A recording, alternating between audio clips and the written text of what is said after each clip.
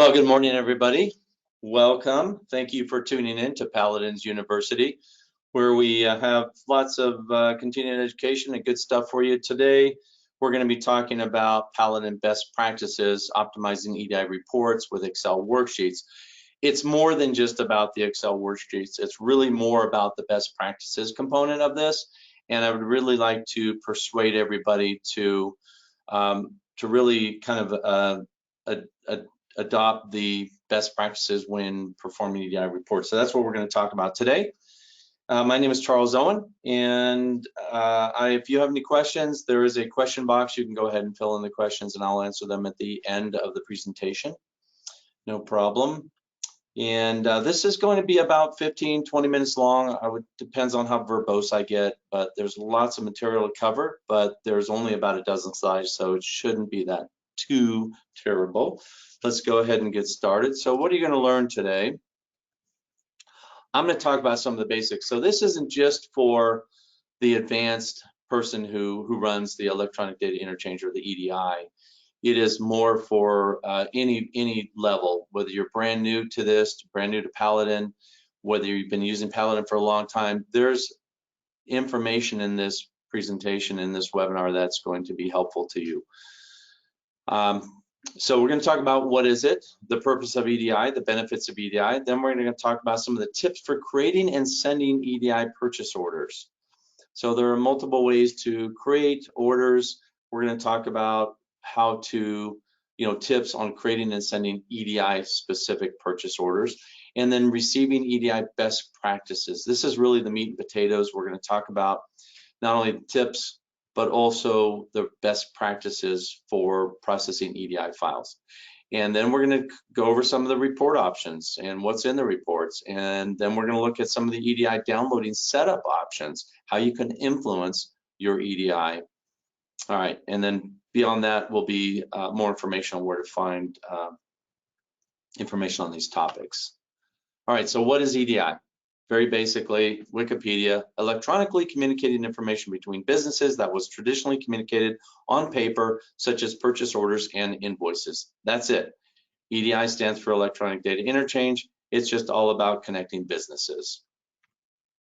So the purpose of EDI for Paladin, we have several uses for it with our suppliers. One is to pass purchase order information to suppliers. So it's going to be convenience for ordering and more accurate.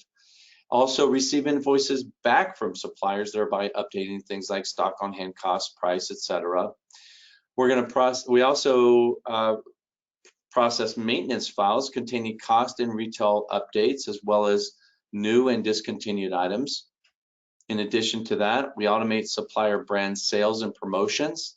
And lastly, transfer customer rewards information and historical sales to the supplier per supplier brand. Each one is different. Each one has a little bit different twist on how the EDI is performed, how it's done, how it's executed, and what information that they send down and what we send to them. So it's very unique. We've got a couple of dozen of these right now with multiple suppliers that we can communicate with. But that's the primary purpose of the EDI. What are some of the benefits? Well, some of the benefits are, superior inventory control and tracking of stock on hand, improved margins because your costs and your retails are going to be more accurate. Reduction of time to order, time to receive, and then updating your inventory, and enhanced communication with suppliers, as well as better tracking of customer purchases, as well as more accurate demand forecasting. These are some of the benefits of EDI. Now, if you're not doing EDI today and you're just using the email component to send orders via email, that's fine. You're still getting the benefits of some of the stuff that we'll be talking about from this point forward. So it will be useful to you. So bear with us, those of you who aren't using EDI. Those who are, congratulations. Hopefully you're following the best practices. We'll find out, won't we? So let's look up some of the tips in creating and sending purchase orders. So this is, I think, as I mentioned, it's kind of the meat and potatoes. This is part of that. This and the best practices is really what I want to stress today. I would love to persuade you, to entice you, to influence you to follow some of these tips, some of these best practices, and you'll see why, because they're big time savers, and you'll see beginning now. So tips for creating an order. When you go into the reports, inventory, purchase order, suggested order report, this is one way to create an order. You can also walk around with the gun and scan items to create an order. You may also use the replenishment historical report as well. So what did I sell over the last 2 weeks? I want to start and begin my PO with at least that. So there are multiple different ways to create an order. The Holy Grail we advocate for, and you should really, if you're not using suggested order today, look at transitioning into using this feature. You can use it even in conjunction with the way that you do ordering today. You can use it to augment your order. You can use it to do a check and balance. But I'm going to talk about specifically how to create an order using the suggested order report. What are some of the things that you need to look for?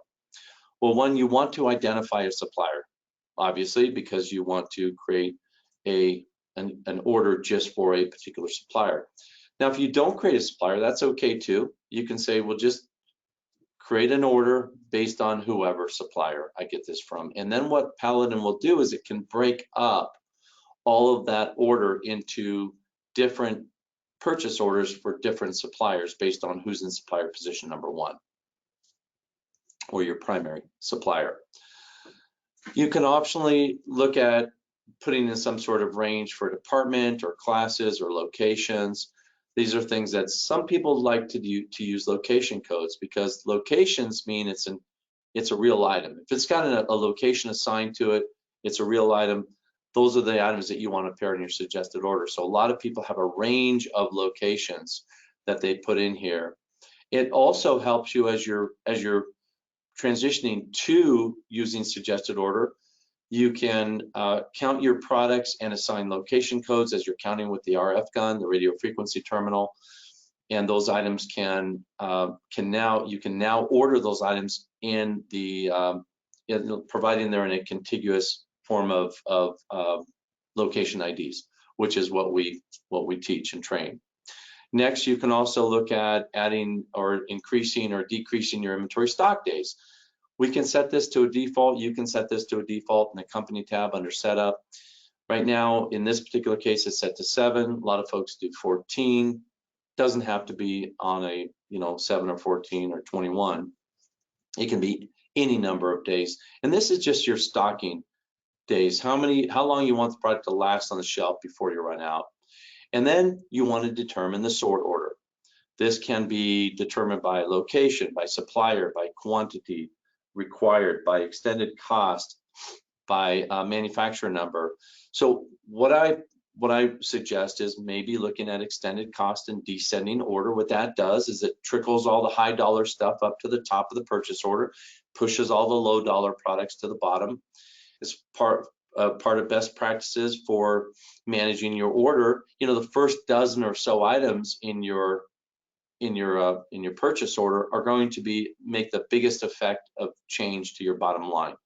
Right? If your order is 40,000, you go, oh geez, that's a little bit rich this week. Let me go ahead and reduce some of these quantities. So you may sacrifice a sale potentially, or turn it into a special order, and by reducing the number of items that you're ordering in the top of that. And then conversely, at the bottom of that order, you might have a lot of low dollar products where you don't want to put them away 3 or 4 times a month. You want to put them away once a month. So you can then bump those numbers up to where you're ordering a lot, 2 or 3 times the quantity, providing you have the space or the availability on the peg and that sort of thing. All right, and then you run your suggested order report. First, spot check the report. Look at a couple of things. Look at some of your high dollar items that it's looking at, some of your higher cost items. See if you need to change those, and then also look at the bottom line, which is how much is my order. And then run it a second time if you want. You can reduce or increase the stocking days depending on how much depth you want in your shelf, whether you want it a little thinner or a little heavier. You can make those fine-tuned adjustments. And when you're ready to go with a PO, you just hit create PO. Press that little checkbox that says create a PO from this order. And you can elect to put a name in for that PO as well. And then, again, modify your stock days if you desire to increase or decrease the amount of the order. So what are some of the purchase order tips? Guys, this is really important. These are things that I'm still finding even our advanced customers sometimes don't know about these things that I'm going to be talking about right now. So, perk up, do listen, tune in for this.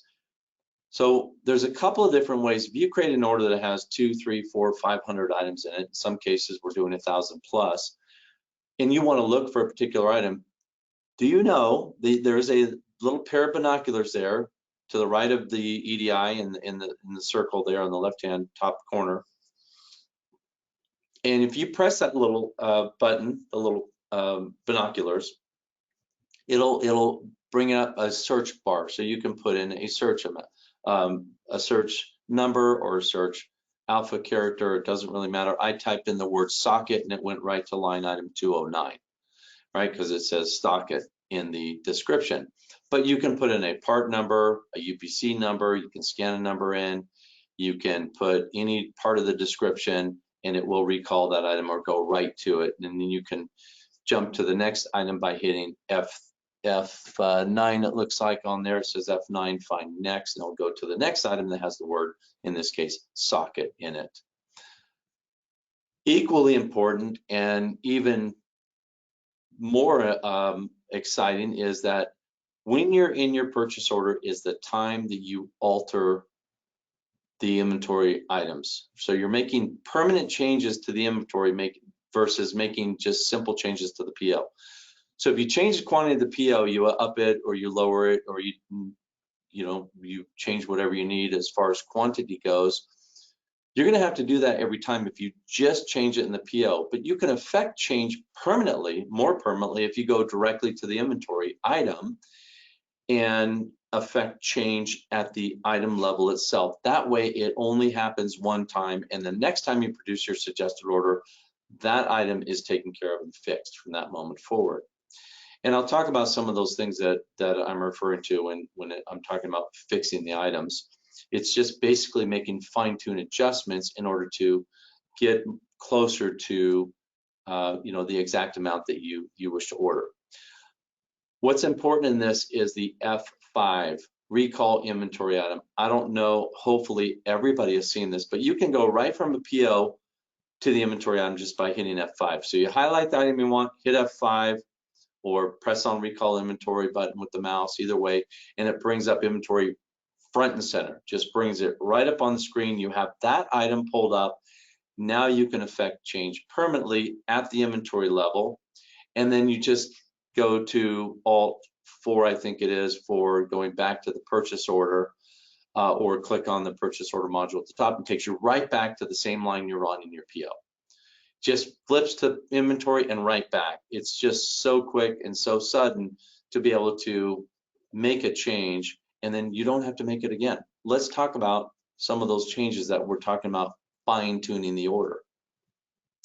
One is, if you wish to permanently remove the item, let's say it shows up on the order every time. Why does this show up? It can be either maybe it's a dump SKU, maybe it's an item that's a special order item, maybe it's just something that you want to order when you want to order it and you don't want it to show up on the list. That's fine.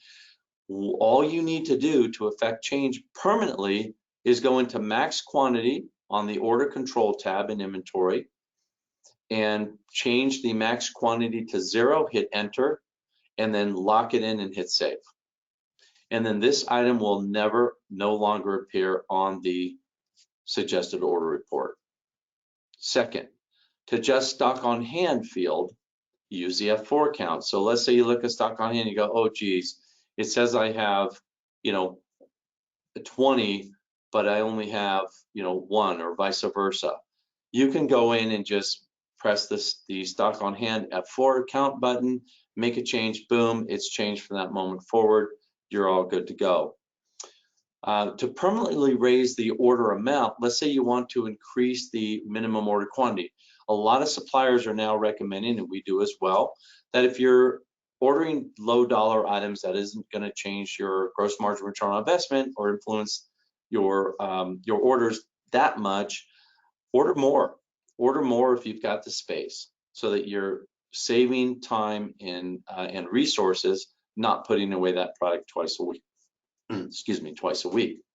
So to do that, all you have to do is go to the order quantity field, put in a higher quantity, lock it, and save it. Now that will permanently change the way you order this product. It's going to let you get a little thinner on inventory before it jumps to that large number if you're putting a large number into order quantity. But it will enable you to set a higher limit to say, never order one of these, always order 6 of these. Great. Now, if your supplier says you can order one, that's why you need to lock it in. So we can block the supplier from changing that order quantity field back to 1. All right, that will change that'll raise the order amount permanently. That's going to solve your problem with resources and having to put the product away multiple times a week. That goes away with this, and now you're only putting the product away once or twice a month. Now, there are also some special order anomalies. You order some products. They could be carried by your supplier or not carried by your supplier, but you may have some products that are anomalies that you're ordering a lot of, and you don't typically do that. So let's look at the next slide. So this is another fine-tuned tip. So you can go to inventory sales figures on that particular item. You can then sort by the adjusted quantity field, find the high numbers, and you can force them down. When you force them down, you're not changing the sales history. It's only changing the order forecasting mechanism. So this kind of tricks the system to say this anomaly never happened, right? Just order me what I need. You know, just because I sold 100 last year at this time doesn't mean I need 100 this year at this time. Well, you might not find these until you do your order, unless you're proactive about it, which we recommend. But if you're not and you find these on the order, it says order this ungodly amount, and you go, oh my gosh, no. This is where you make that change. You influence it by forcing the adjusted quantity down. Again, it's not going to change sales. All right, so let's move on to sending a purchase order via EDI. This is just to complete the process, right? We click on F8, which is confirm PO. We then get another screen that says F1 buy, and boom, it sends the order off. And you should get an acknowledgement back that this says something to the effect of, this says your order has been received. All right, moving on. So here's the next piece of this, is receiving EDI best practices. So what's the first? Well, the first is after you run, you know, well, let's start with you received your truck, right? You're ready for your delivery. You want to process the EDI file. So go ahead and process your EDI file. Now we recommend that, you know, do it from the same terminal every time, just to eliminate any problems or anything.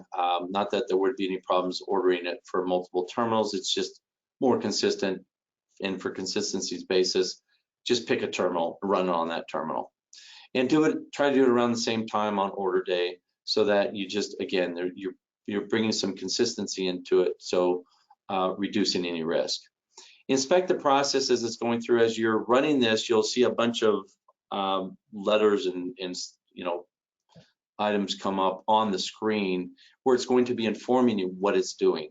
If you see anomalies or you see errors, you can print the log, that little print log in the bottom right hand corner. I don't have it circled, but you can see it's right there. I would print that log, and then you can contact support or your supplier and ask them what's going on.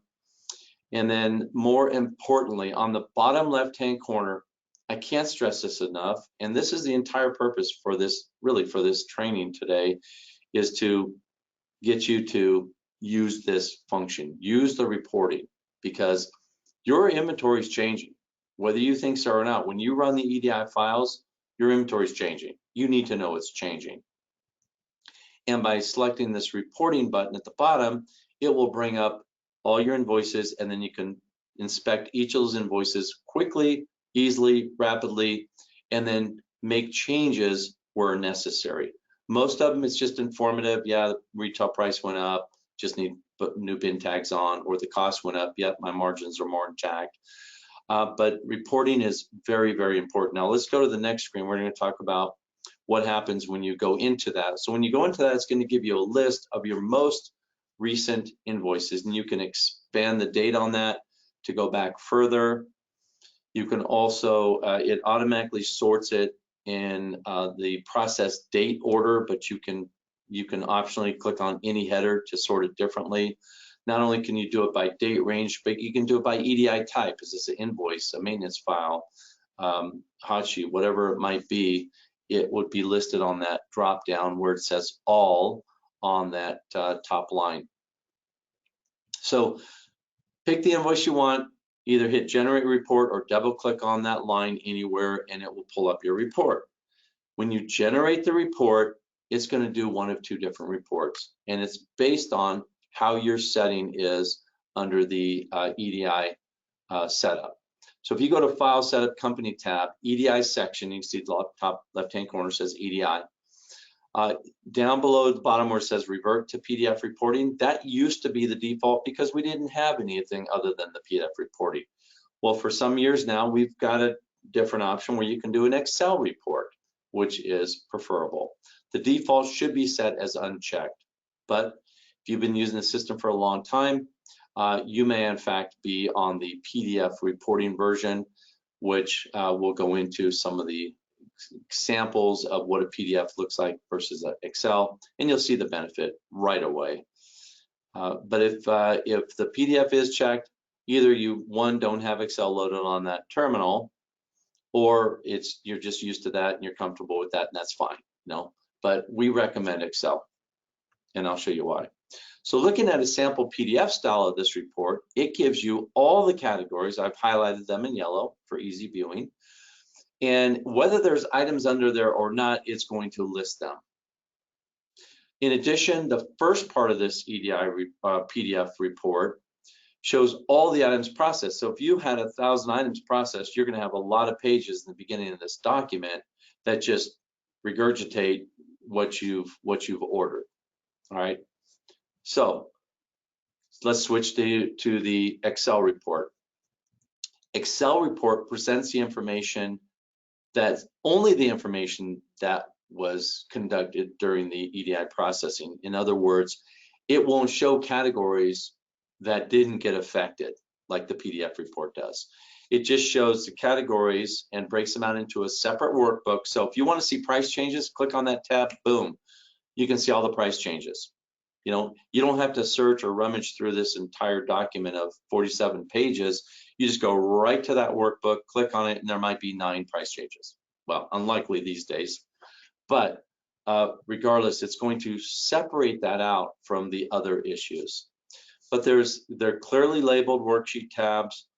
You can just click on them and it brings the information up, and it's wonderful. So looking at this again, if you were to break down the workbooks, each one of these is its own, you know, workbook or Excel worksheet, if you will.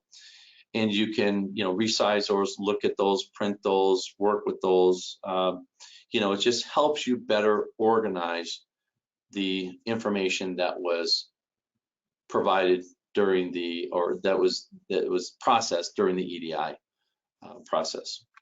All right. So let's look at some of the EDI downloading setup options. These are also things that you may or may not be aware of. In the File Setup Supplier tab, you'll see down towards the bottom we have a bunch of different selections or choices that you can make when it comes to updating different things through EDI. So these are batch changes that will be made. So if you say, for the first one there, top left-hand side, below the credentials, it says update descriptions, yes or no. Well, in this case, they haven't turned on. But you may have your own descriptions that you prefer to use, and you don't want EDI to write over your descriptions. Well, you can set that to no. And now the descriptions won't be overwritten by EDI, by the EDI process. Same with departments, same with classes. You can also choose in some cases whether you're departments or commodity groups. That's not for all suppliers, but for some suppliers. And then you can also select your retail price settings, meaning what level are you at, and every vendor this differs. And then beyond that, you can update the retails, whether it be, yes, update my retails, meaning manage my retail for me. Or if you're using Margin Master, you're going to say, no, I use Margin Master to manage my retails. Great. Or you can set it to only if higher. So consult with your customer service tech as to what is more applicable for you. I know that in some cases, depending on the circumstances, only if higher is the best way to go. But in other cases, it may be, just a clean yes or no. So these are some of the settings at a global level. Let's take a look at some of the item level EDI locks, meaning we now not only have influence across the board on all items, which I just showed you the setup for those, but now we can influence the setup for each individual item. And then within that item, you can pick what you want locked out of EDI. This is pretty phenomenal, guys. So it gives you the opportunity to lock the description field for just this one item, or lock the pricing level for just this one item. And it shows you, if you click on this, not a lot of people know this, but to the right of the part number, I've got it circled in red under Order Control tab, you have a little padlock that has black and yellow stripes on it. If you click that, that pulls up this window and shows you if there are any locks on your system for this particular inventory item.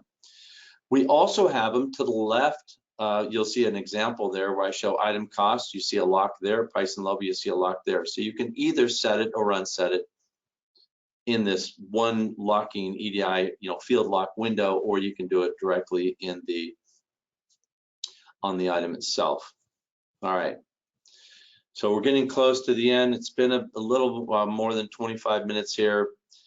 Let's look at the last two things. So I want to encourage everybody, just if you don't get anything other than just read your report that comes down after EDI, it's extremely important. That is your takeaway today. But then on top of that, you've got to take action, right? Managing changes after your EDI processing is very important. Particularly, maybe pricing not so much, but you want to see what changed, but it's going to produce a bin tag for those items where the price levels change. So that's not as big of an issue. So that's kind of an automated piece, providing you're keeping up with your bin tags or item tags, which I hope you are. In particular, look for items that are discontinued, all right? So I commonly see discontinued items in stores when I look at their database. And there might be hundreds or thousands of them because they haven't taken action for years. Usually an item that's discontinued has a replacement item. Some suppliers and vendors manage this process for you, but most of them don't. It has to be an exercise that you do. So you have to look at that list of discontinued and replaced items, bring up that inventory item, and merge the old with the new. If you do not do that, you're going to have two SKUs in your system, one with history from one date back and the other one from history one date forward, meaning the new one, you're just going to have forward data, not past data. And in order to make suggested ordering more accurate, you want to merge those two together. So now the history, providing their like-for-like products, is in there, and it's all one SKU, regardless of whether you scan the old packaging or you scan the new packaging. It's going to pull up that one single SKU. Merging also removes that discontinued item under description 2, which you don't want to see anyway. And you can turn off description 2, by the way, from showing up on the receipt. That's under the file setup invoice store tab, and you'll see a little thing there that says, hide description 2. So anyway, that's my take action. That's my plea for, just doing what I can to encourage you guys to really keep up with that EDI processing. It's not just, we've automated it for you, your supplier automated it for you, that's great, but there are still items that you may need to take action on. Review all changes and make any changes that are necessary. And then lastly, as part of this whole process, I'm just capping it off with produce your bin tags. And you can either produce bin tags the inexpensive way, which is on a full sheet of paper, because these are very inexpensive, versus the rolls, which are a dedicated bin tag printer, but either one works. It's just, it seems like a sheet's just easier to work with when you're putting products away versus a large strip of single labels. All right, if you want, the EDI process will identify changes, and those changes will be recognized to print later when you print bin tags. So price changes, but you can also determine other choices as well, like if description changes, you might want to produce a new bin tag. A location changes, you might want to produce a new bin tag. These are settings that you can take effect under the File Setup Company tab. See knowledge base articles on printing bin tags. That, my friends, is the conclusion of this. Please, it looks like you do have some questions in here, but I want to tell you also to find more information about this. Obviously, go to our portal. We've got knowledge base articles. We've got webinar presentations. This webinar will be pushed onto the portal probably by the end of today, if not by tomorrow at the latest. And so let's go ahead and look at my question here. If I can pull this thing out, let's see, here we go. With ACE, we do use EDI for all of our warehouse orders. Are we able to receive and/or send orders to our larger dropship vendors? Where does this process begin, with the vendor or with Paladin? That is an ACE specific question, and I will get the answers to that, Nancy, and get back to you. If you can just shoot me an email either to meeting@paladinpos.com or charleso@paladinpos.com, I will answer that for you. There's just some information. I need to do a little research on that before I answer it, and I want to make sure I understand the question. So I don't see any other questions in here, but I will bring you to our final slide here, which is basically just my thank you for attending this webinar. Again, expanding your knowledge is extremely important. We think that the process for learning about your technology system begins day one and never ends. We're constantly putting new updates, new features in the product. We roll them out through webinars like this. We also have knowledge base articles that we do as well. We typically send out, here's a new update, and here are all the features in it with drill downs into how they work. So it's really important that you keep up with that. I know you're busy. I know you have limited staffing. I know you have, hopefully you're just inundated with a ton of customers buying what you can order and receive. But it is important to continue investing in your technology solution, not just from training perspective, but also technology as well. So again, you know where to go, find out more information about Paladin. I don't see any more questions. So folks, I'm gonna go ahead and sign off. God bless everybody, stay safe, and until next time, we'll see you later.